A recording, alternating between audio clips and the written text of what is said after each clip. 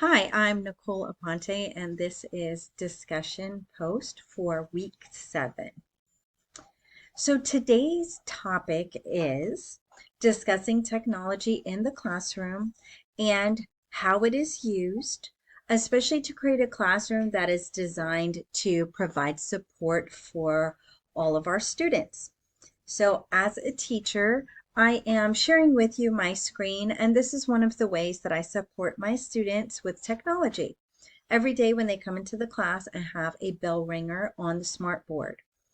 And this bell ringer serves as instructions for what they should do right away. It has information that they can begin to read, and they can see clearly what they have to do.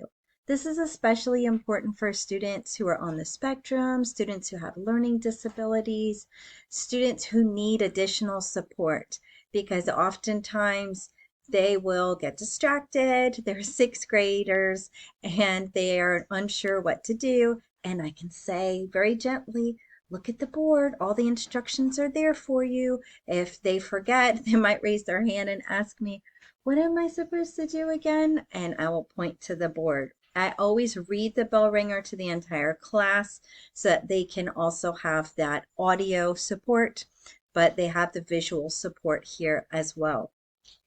Additionally, throughout the day, I have other slides, such as this one that shows them we're going to do a daily gram check, or we're going to watch a video next. Whatever it is, I'll click on the slide and they can see what is next. And this helps to support those students who require a visual, who require a reminder, or who might need to just go back and read it multiple times before they feel confident that they know what to do.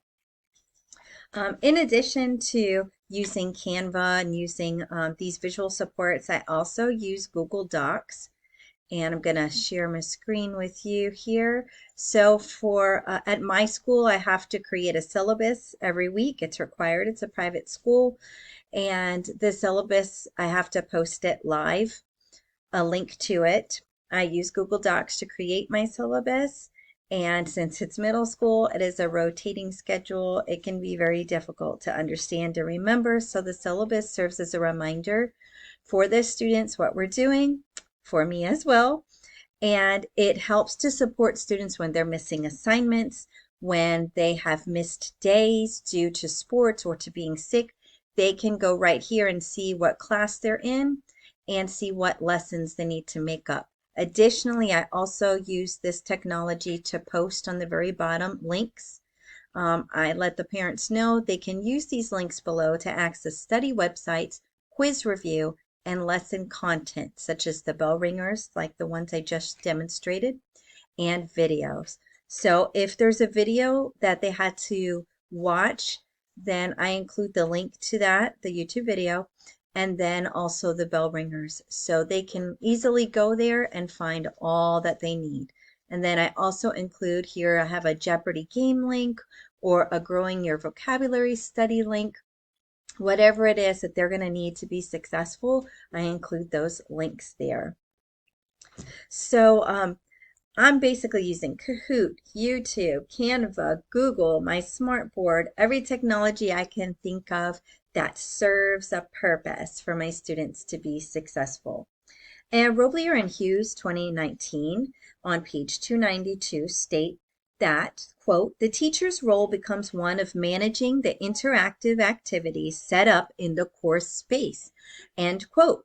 And even though they are discussing teachers who are instructing online courses, I believe this is also applicable in my classroom because I am the one who has to use the technology, manage it, and make the decision ultimately if it will best serve the purpose for my students to meet their learning objectives. So it is essentially at my discretion. And I think that all of the tools I'm currently using are beneficial to my students. I don't have any assistive devices that I use, even though I do have some students who are on the spectrum. But when I'm able to, I try to choose videos that have closed captioning so that they will also have that additional support of being able to read subtitles. That is my discussion post. Thank you.